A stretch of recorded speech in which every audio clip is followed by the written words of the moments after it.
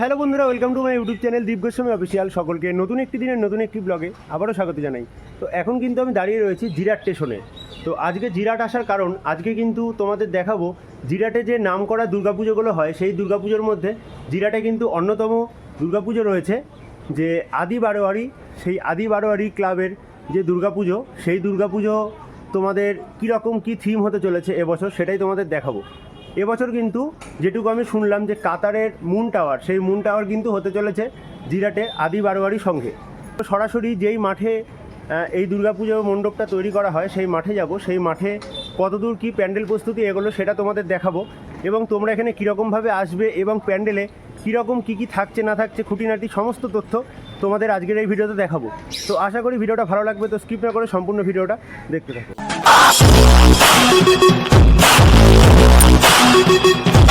আচ্ছা, প্রথমেই আমি ট্রেন ধরে চলে এলাম জিরাট স্টেশনে, এবং জিরাট স্টেশনে যে ট্রেনে করে এলাম সেই ট্রেন কিন্তু হাওড়ার দিকে দেখতে পাচ্ছ চলে গেল। তো এখন কিন্তু দেখতেই পাচ্ছ সম্পূর্ণ একটা মেঘলা ওয়েদারে জিরাট স্টেশনটা কিন্তু দেখতে দারুণ লাগছে। আমি এই দিক থেকে এলাম নবদ্বীপ স্টেশন, এবং দেখতেই পাচ্ছ জিরাটের 1 নম্বর প্ল্যাটফর্ম, এটা 2 নম্বর প্ল্যাটফর্ম। তো এখান দিয়েই আমি এখন ওভারব্রিজের ওপরে যেহেতু রয়েছি, তোমাদের কিন্তু চলে আসতে হবে ঠিক এই জায়গাটায়, অর্থাৎ রেলের যে গেট রয়েছে সেই গেটে, এবং সোজা 1 নম্বর প্ল্যাটফর্মের পাশে যে বাঁ হাতে রাস্তাটা গেল, সেই রাস্তা দিয়ে তোমরা কিন্তু ওই মিনিট 20 হাঁটলেই কিন্তু তোমরা আদি বারোয়ারি সঙ্গের যে ক্লাবের মাঠটা, অর্থাৎ যেখানে পূজা মণ্ডপটা তৈরি করা হচ্ছে, তোমরা সেই জায়গাটা পেয়ে যাবে। তো চলো সেই সরাসরি সেই জায়গাটায় যাই, গিয়ে আবার তোমাদের সাথে কথা হবে। তো সম্পূর্ণ আমি দেখতে পাচ্ছ ওভারব্রিজ থেকে নামলাম 2 নম্বর প্ল্যাটফর্ম থেকে, এবং 1 নম্বর প্ল্যাটফর্মের দিকে যে রাস্তাটা রয়েছে খুব সুন্দর একটা, চারদিকে গাছপালা, সেখান দিয়ে যে ক্রসিংটা রয়েছে সেই ক্রসিংয়ের দিকে যাব, এবং এই রাস্তা ধরে কিন্তু যাব, এবং সামনেই জিরাটে কী কী পুজো হতে চলেছে তার কিন্তু অনেকগুলো ব্যানার রয়েছে, সেই ব্যানারও তোমাদের দেখাবো। তো এদিকেই দেখতে পাচ্ছ স্টেশন, এবং আমাদের কিন্তু এদিকে রাস্তায় যেতে হবে। তার আগে তোমাদের দেখিয়ে দিই, এখানে কিন্তু পরপর 3খানা ব্যানার রয়েছে। এই জিরাটে প্রত্যেক বছর কিন্তু খুব সুন্দর সুন্দর দুর্গাপুজো হয়ে থাকে। তো আজকে আমি যেই প্যান্ডেলটায় যাব, কাতারের মুন টাওয়ার, জিরাটের যে হাই স্কুলের মাঠ রয়েছে আদি বারোয়ারি ক্লাবের, সেই ক্লাবের যে দুর্গাপুজো প্যান্ডেল, সেটা আজকে তোমাদের দেখাবো। এছাড়াও তার পাশে দেখতে পাচ্ছ যুবশক্তি ক্লাব পরিচিত চীনের বুদ্ধ মন্দির এবং বিল্ডমোহর সুফই টাওয়ার দুবাইয়ের, সেটাও কিন্তু জিরাটের বাস স্ট্যান্ডে তৈরি হচ্ছে। আচ্ছা, স্টেশন থেকে হাঁটা পথে আমি যাচ্ছি, এবং দেখতেই পাচ্ছ বৃষ্টির কারণে এই রাস্তার যে অবস্থাটা, কি বেহাল অবস্থা। এই অবস্থার মধ্যে দিয়ে কিন্তু যেতে হচ্ছে এই আদি বারোয়ারি সঙ্গের রাস্তা।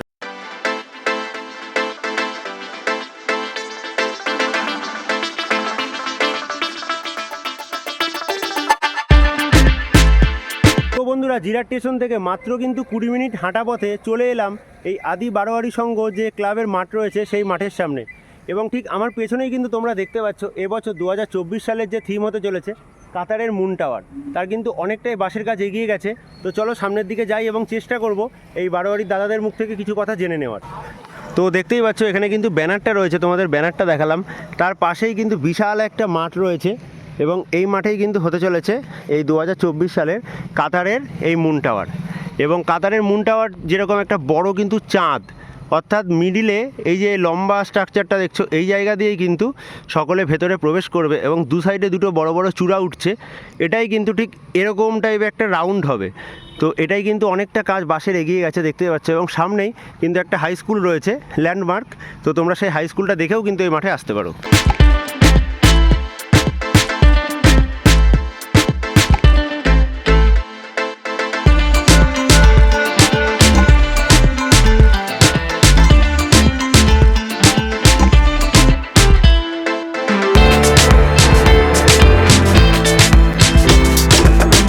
তো তোমরা কিন্তু দেখতে পাচ্ছ এই সাইডে যেরকম একটা চূড়া উঠছে, অনেকটাই কাজ এগিয়ে গেছে, তার থেকে কিন্তু এই সাইডেও কিন্তু আরেকটা চূড়া হচ্ছে, এবং মিডিলে তোমরা দূরেই দেখতে পাচ্ছ এন্ট্রি পথ, এইখান দিয়ে কিন্তু ভেতরে যেইখানে দুর্গা প্রতিমাকে রাখা হবে সেই জায়গায় সকলে প্রবেশ করবে। এবং সামনে যে বিশাল এই মাঠটা দেখছো, এই মাঠের অংশেই কিন্তু পুজোর সময় মেলাও হয়ে থাকে।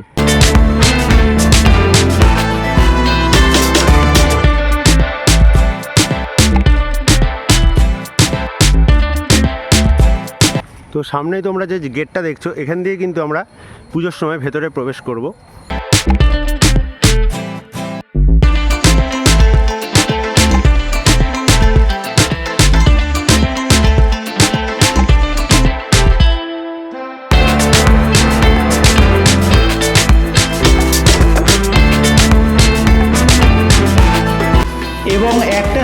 একটা বাঁশ বেঁধে যে কাকুরা এত সুন্দরভাবে বিভিন্ন দুর্গাপুজোর সময় প্যান্ডেল তৈরি করে থাকে, দেখতেই পাচ্ছ সেই একটার সাথে একটা বাঁশ বেঁধে কিন্তু এখানে তৈরি করা হচ্ছে কাতারের মুন টাওয়ার।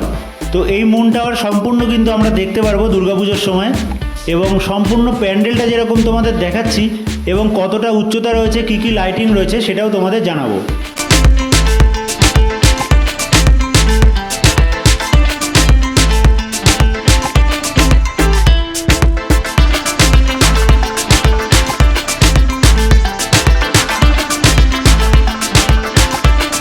এখানে তোমরা দেখতে পাচ্ছ দূরে যে মাঠটা, সেই মাঠ দিয়ে আমি প্রবেশ করলাম এবং এই যে প্যান্ডেল, সেই প্যান্ডেলের পেছনের অংশটা তোমরা দেখতে পাচ্ছ। এবং যারা এখানে দিনরাত পরিশ্রম করে প্যান্ডেলটা করছে সেই কাকুরা কিন্তু এই তাঁবুর ভেতরেই থাকছে বৃষ্টির মধ্যে। এবং ঠিক তার পাশেই এখানে কিন্তু আরও একটা স্ট্রাকচার করা হয়েছে দেখতে পাচ্ছ, অর্থাৎ এখানে কিন্তু পার্মানেন্ট একটা বেদি করা রয়েছে, যেই বেদিতেই কিন্তু দুর্গা ঠাকুরটা পুজো করা হয়।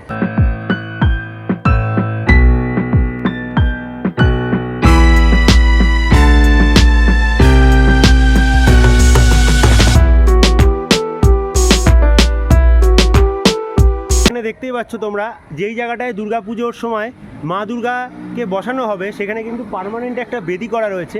এই বেদিতেই কিন্তু দুর্গা ঠাকুর প্রত্যেক বছর পুজো হয়ে আসছে এই আদি বারোয়ারির সঙ্গে। এবং কিন্তু এই মাঠে প্রত্যেক বছর এক এক ধরনের কিন্তু থিম হয়। তো সম্পূর্ণ ভেতরের এরিয়াটা তোমাদের দেখাচ্ছি, যদিও বৃষ্টির কারণে কাজ কিন্তু অনেকটা স্লো চলছে, কারণ বাঁশের কাজ সবে হচ্ছে, এখনও প্লাইয়ের কাজ বাকি রয়েছে এবং সম্পূর্ণ কিন্তু কাঁচের কাজ হতে চলেছে, তার সাথে রয়েছে আলোকসজ্জা।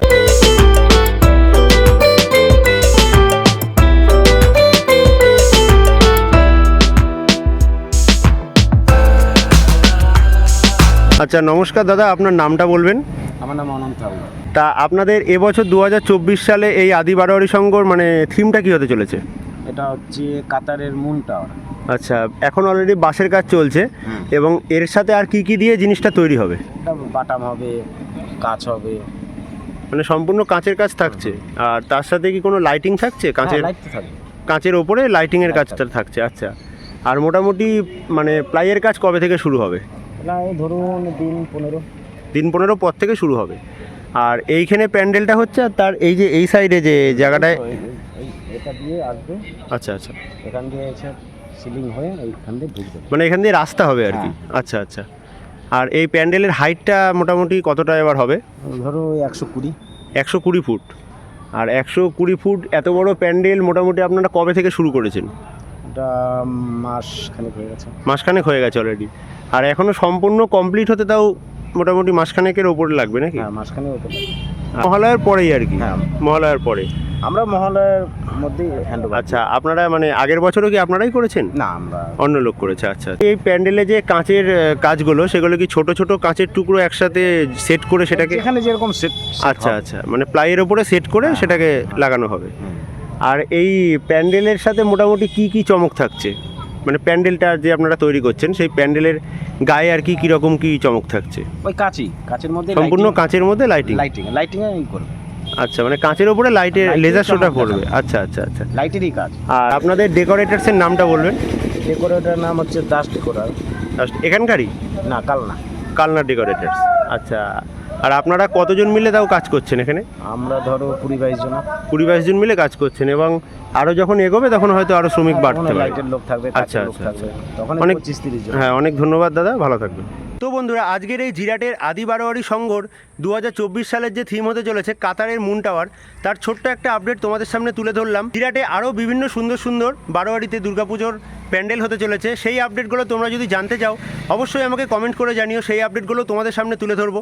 তো আজকের ভিডিওটা ভালো লাগলে অবশ্যই লাইক করে সকলের মধ্যে শেয়ার করে দিও, এবং পরবর্তী কোন জায়গার কী ধরনের ভিডিও দেখতে চাও অবশ্যই কিন্তু আমাকে কমেন্ট করে জানিও। আজকের ভিডিওটা ভালো লাগলে অবশ্যই চ্যানেলটাকে সাবস্ক্রাইব করে বেল নোটিফিকেশনটাকে অন করে রাখো। তো দেখা হচ্ছে খুব তাড়াতাড়ি পরবর্তী ভিডিওতে।